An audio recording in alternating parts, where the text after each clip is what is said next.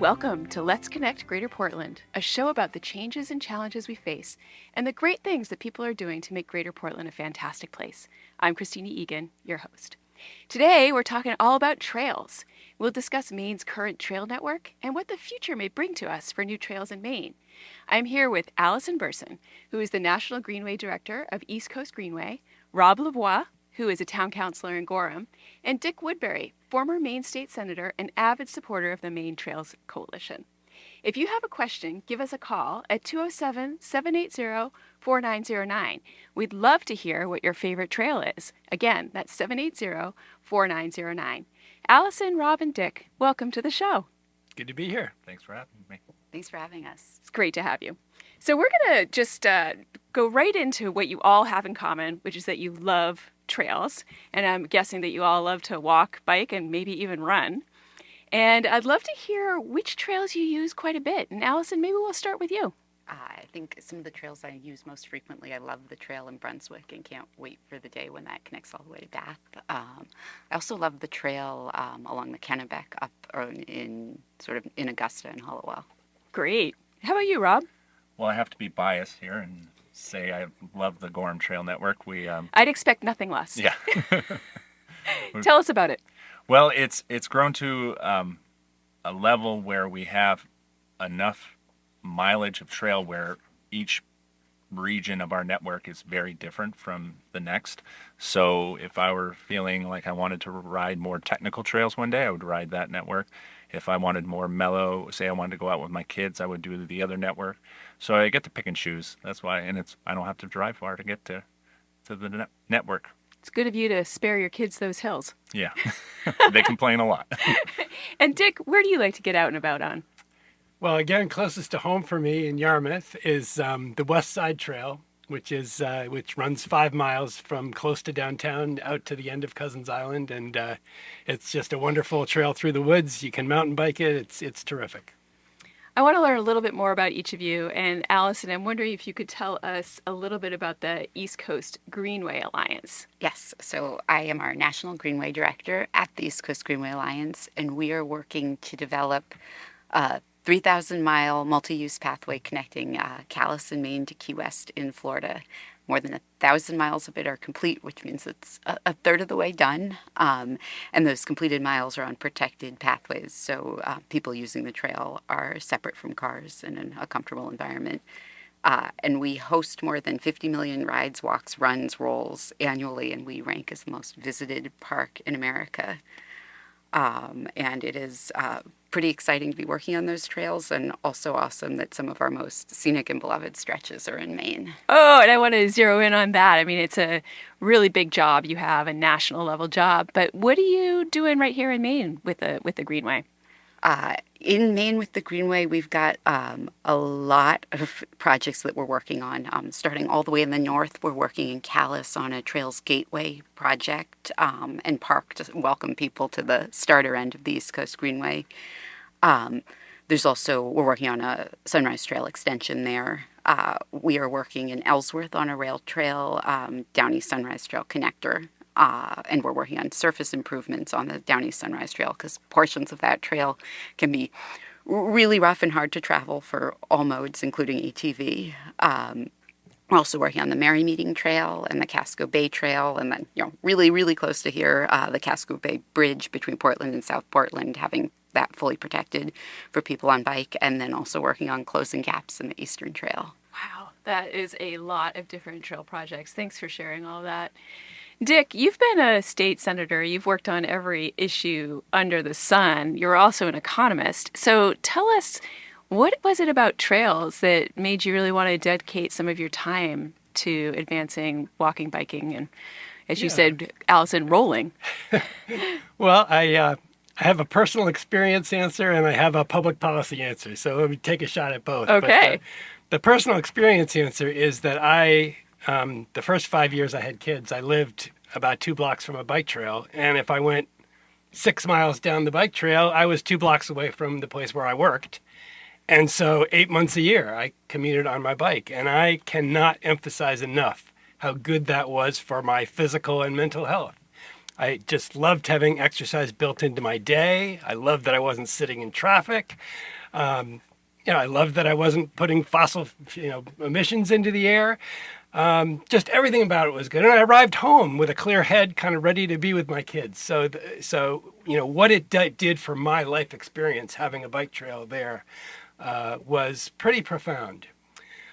And, then, working on this, working on lots of issues in Maine, as you described, I have a hard time thinking of any issue that advances as many different aspects of public policy, from public health and safety to community enrichment to transportation, emission-free transportation, so good for the environment, good for climate, and tourism, economic development.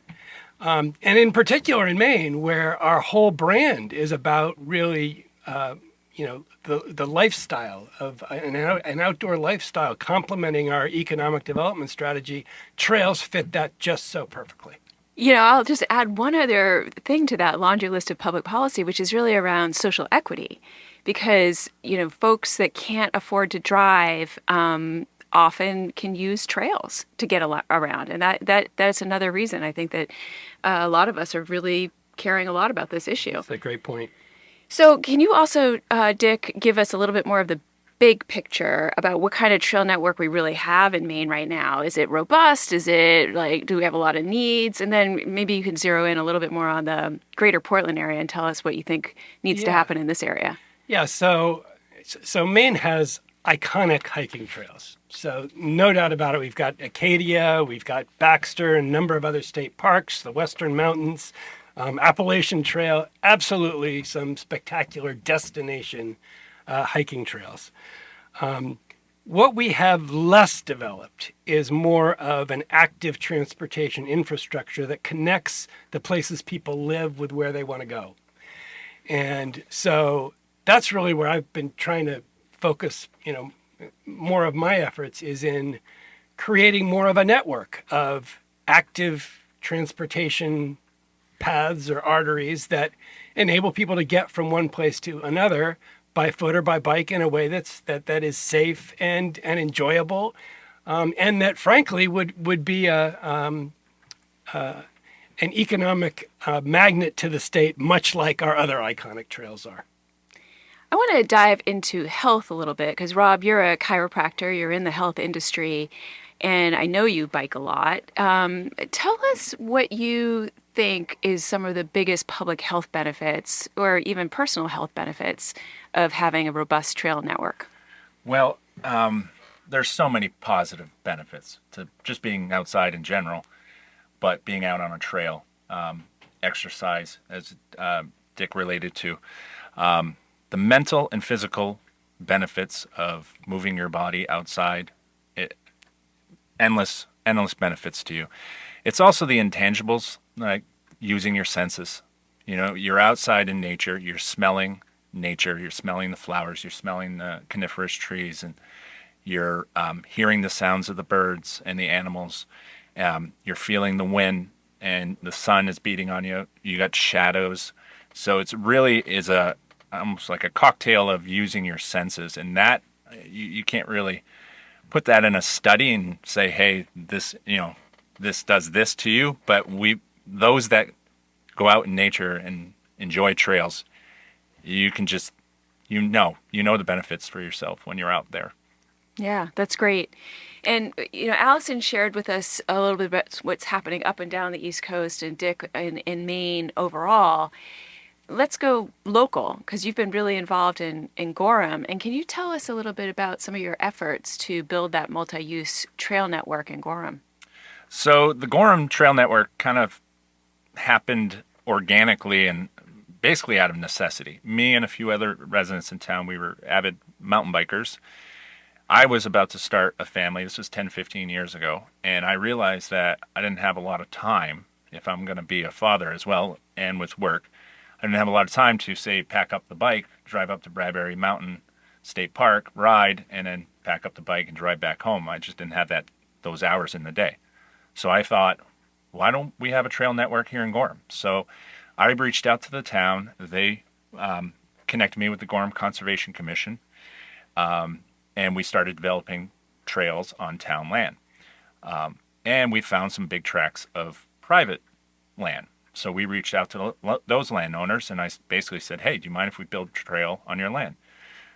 I was expecting a no, but we've been getting the yes response over and over again. So our tiny little trail network 10 years ago was probably 6 miles. We just surpassed 50 miles this year. Wow. And the evolution of our progress has been, at the beginning it was hand tools, just basically a rake in the forest, lopping branches. And now we got funding through, and I gotta give a big nod to the Greater Portland chapter of the New England Mountain Bike Association. This is our organization we were able to do this through on private land. They gave us a lot of the resources and funding via grants to get this accomplished. And now we're building with actual machines, and we actually know what we're doing now. And I got to give a big nods to our volunteer base. We had an email list for volunteer trail work that started with the 6 or 7 of us, and now it's nearing 200 people. So we have no shortage of very dedicated volunteers in Gorham. I'm very proud of it. That's great. Congratulations on that. That's going from so few miles to 50 miles in a short period of time. Yeah. No small feat. Yeah, thank you. Yeah. You're listening right now to Let's Connect Greater Portland, a show about the issues we face in Greater Portland and the movers and shakers leading the way. I'm Christine Egan. I've got 3 of those movers and shakers with me today in the studio: Allison Burson, Dick Woodbury, and Rob Lavoie. Call in to be part of the conversation and share with us what your favorite trail is in Maine and in Greater Portland. Our number is 780-4909. Again, 780-4909. Allison, people tend to think of trails as mostly recreational, but they can also be used to get to destinations. Can you tell us a little bit about how trails have been used or can be used to get to school, work, and other things? Absolutely. I think Yarmouth is a fabulous example because there are a number of doctor's offices right along the Beth Condon Trail. And I know that when I need to get to doctor's appointments, I really appreciate being able to get there on the trail and not need to be sort of tangled up with traffic. And I know exactly how long it'll take to get there. We also are seeing more and more across the whole East Coast walking, rolling, biking school buses where families will sort of meet each other along the trail. And So not real school buses. Whether or not You mean you're talking about walking, walking school buses, or Love by that bike, idea. yes, meeting each other. Yeah. Yeah, and where can you give examples of how that's worked? Is it in Maine? Do we have a walking school bus in Maine? I'm not sure if I can think of any when I'm covering It's a the whole great idea. If we don't, we should get one. Yes. That's great. Dick, do you have some ideas about which trails in Maine might be best suited to become real commuter corridors? It's funny you bring this up because when I was first elected to the legislature, so this was in 2002 in my first term, and you can introduce any legislator can introduce a bill on any subject, and so having had this experience, in my earlier life of living on a bike trail, one of my first bills was to study putting, protected from traffic bike trails on major commuting corridors. So I worked on passing something along those lines from all the way back then. And, thinking about that in Portland, there's obviously a major commuting corridor toward the south, down to South Portland and Scarborough and Biddeford and so forth. Going to the west, out to Rob's area, to Westbrook and Gorham and Wyndham and so forth. That's a major corridor. And then coming up north along the coast through Falmouth, Cumberland, Yarmouth, Freeport, into Brunswick. Those are all very, very heavily used corridors. So, so in terms of thinking about where you would want to put a safe from traffic bike path that can be used for the kind of commuting that Allison's talking about, those are, the southern direction, the western direction, the northern direction, I think are key areas of Greater Portland to focus on. I'm visualizing in my mind kind of 3 spokes coming from those different areas going in, right? Yeah. And we have rail lines, actually, that historically have come in to Portland from some of those areas. Are some of those formerly used rail lines possibilities? Well, they really are, and if you look, for example, where we just talked about south of Portland, that's already happening, where Amtrak and freight trains share one line. That so you imagine the Amtrak train coming up from Boston on one line. Well, there's a second line that also goes down that direction that used to be the old Eastern Railroad, and it's been turned into another one of my favorite Maine trails, which is the Eastern Trail, which goes south from Portland. Ultimately, will go all the way to Portsmouth through a lot of the communities that commute on a regular basis with Portland.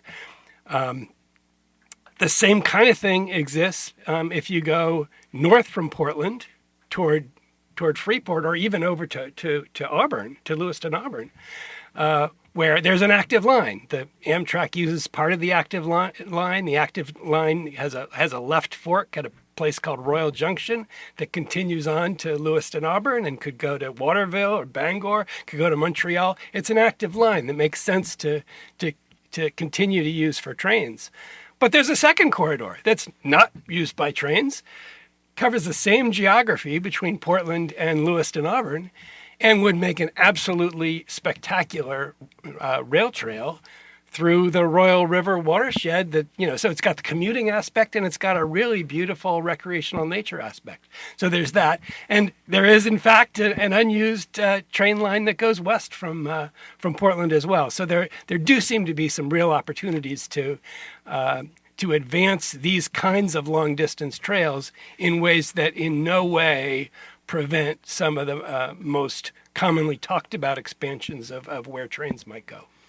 And right before the show, Dick, you were sharing with me there's some very timely news about that western corridor, that west out towards Rob's area. Can you share what that was? Yeah, so the Maine Department of Transportation created this process for evaluating some of the rail corridors that are no longer being used by trains to figure out if maybe trail use would be a better way to use those corridors in the modern economy. And a group met to consider the corridor that goes west from Portland all the way so through Gorham and Windham and Standish and out to Freiburg. And this committee recommended by a vote of 11-1 that this should be a rail trail, that they didn't see any impending train use that would have a higher public value than this becoming a trail. So a bill went into the legislature sponsored by the Department of Transportation that formally authorized that to take place. And this bill just had its first vote in the Maine Senate yesterday and overwhelmingly passed. So it still needs to go to the House, so it's not a done deal yet, but it's a heck of a lot closer than it was a year ago, say. So it's a very exciting vision. Yeah, I was just going to say, really exciting potential to think about some more commuter-like trails that are off roads. I want to go back to talking a little bit about on roads also. And Allison, in full disclosure to our listeners, is my neighbor. I can see her right over the property line. And I am daily wowed by her and her husband hopping on their bikes so early in the morning, so late in the evening, just getting out there on the roads. I am in awe. I wish I had that same energy. I wonder if you could tell us what your experience is like out on those roads. How safe are our streets? And I'll start with saying I worry and wonder if my new neighbors think that I'm never working, because people often think that biking is only for recreation and leisure, but biking is very much for transportation. And so often I'm on my bike headed to a meeting in Portland or headed to the train station in Freeport to get the train down to Boston for a meeting, as well as I love to ride for recreation. Thanks for clarifying. I was wondering. No, I'm just kidding. And for exercise. And as Rob was saying, one of the things I like best about riding is I get to see the world around me, and particularly in coastal Maine, it's amazing. It's sort of, if I am on the road, there's so many opportunities for views and to see the water, and I love that sort of everyone can sort of get those public views, even though there's a lot of private land along the water. And I just love sort of being able to see people's gardens, being able to wave to people, and one of the best things about Maine, especially compared to Boston where I was before, there's so much less traffic, and it feels so much calmer to be cycling on the roads here, which I appreciate. That's great. I want to turn to you, Rob, to talk a little bit more about biking, but mountain bike trails. And you've told me before that there's really kind of a growing community around that. Can you describe like who's out there on mountain bikes and what's happening in the kind of the larger community about their embracing of this sport?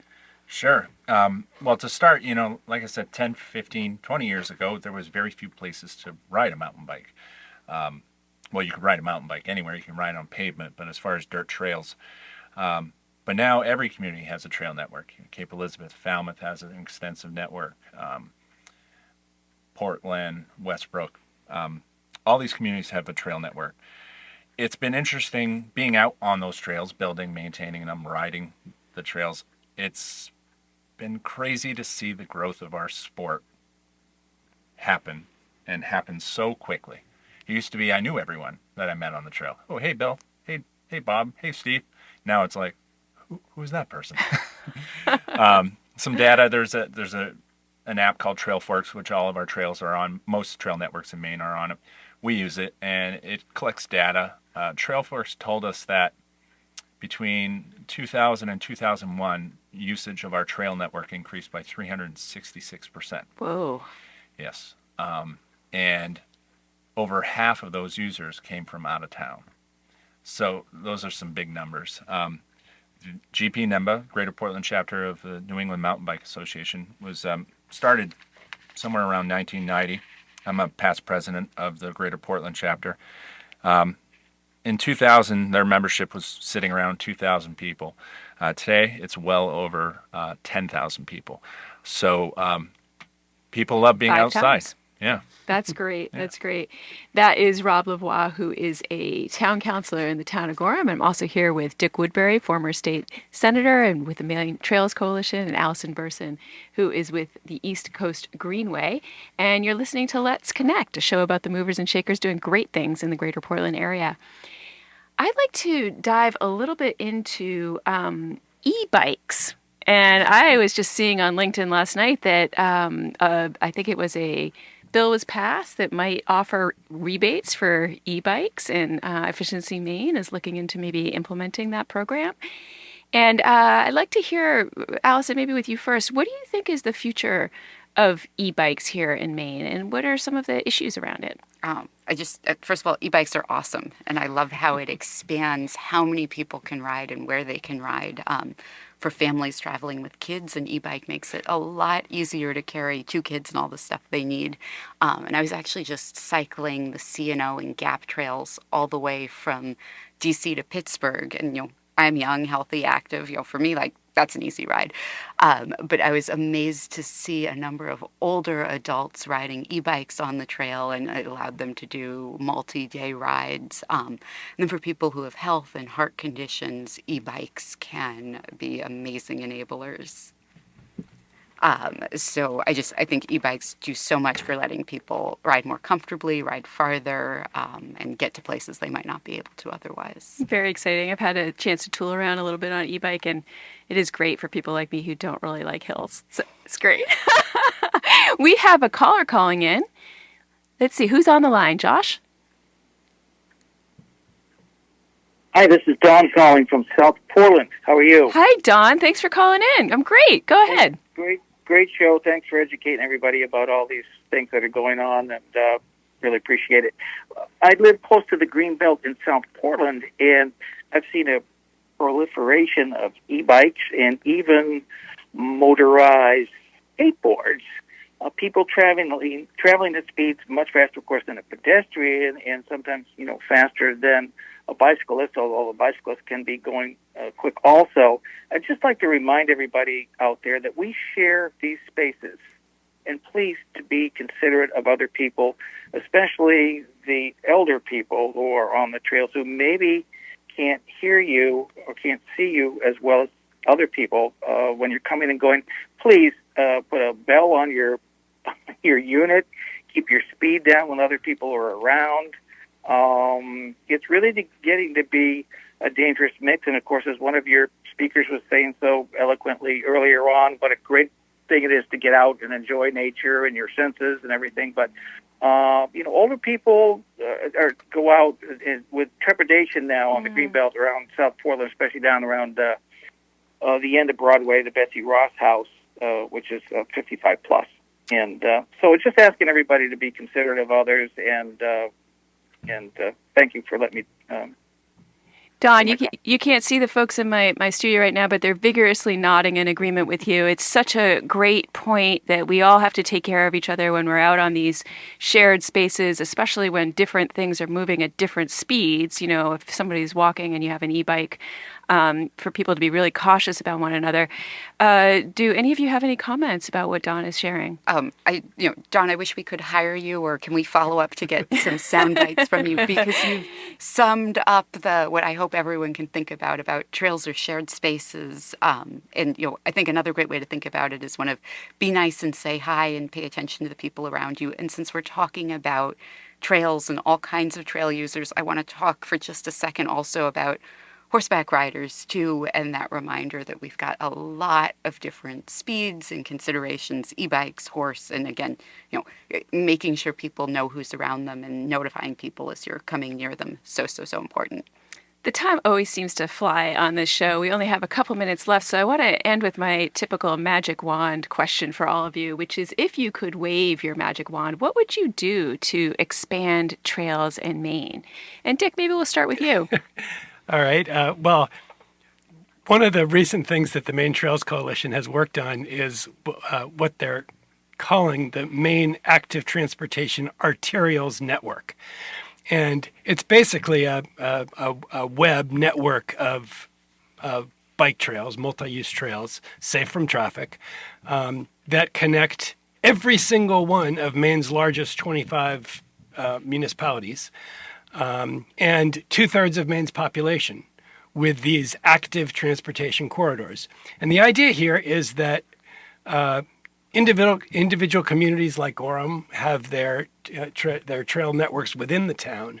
But when you're trying to connect over long distances, the population centers from one to another, you want something that looks more like a long distance direct thing, just like our highway system has local roads, and it's got major connector roads.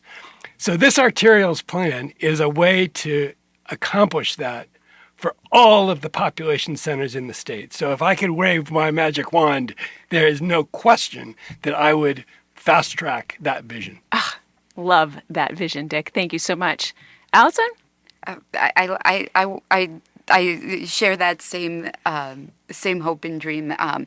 And there's some plans in the state for building new highways. And if I could wave my magic wand, I might say, let's pause for a few years on building those highways, put some of that cash that's on hand toward building the arterial trail network, and just see then what else we need in a few years. Excellent.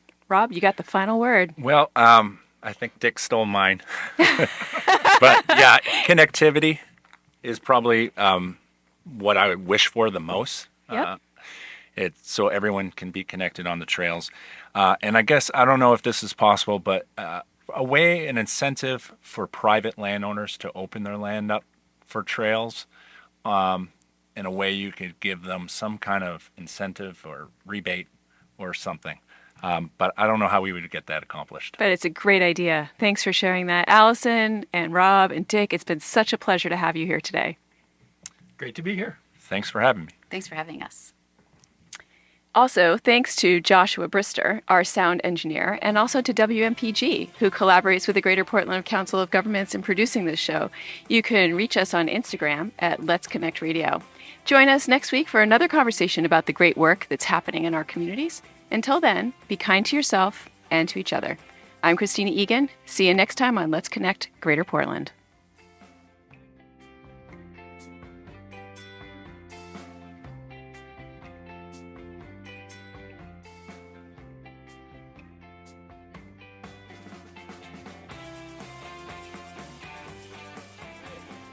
Vermont they have sort of different liability laws for private land to be open for trails. Yeah, I mean, I've always told the private landowners, like, under Maine's landowner liability laws are stout because of the snowmobile industry, right? Yeah. But you still, I always I get just wanted to be questioned. able to get like a separate Yeah, it was conservation, really like a good trail color. easement tax break. There is a recreational easement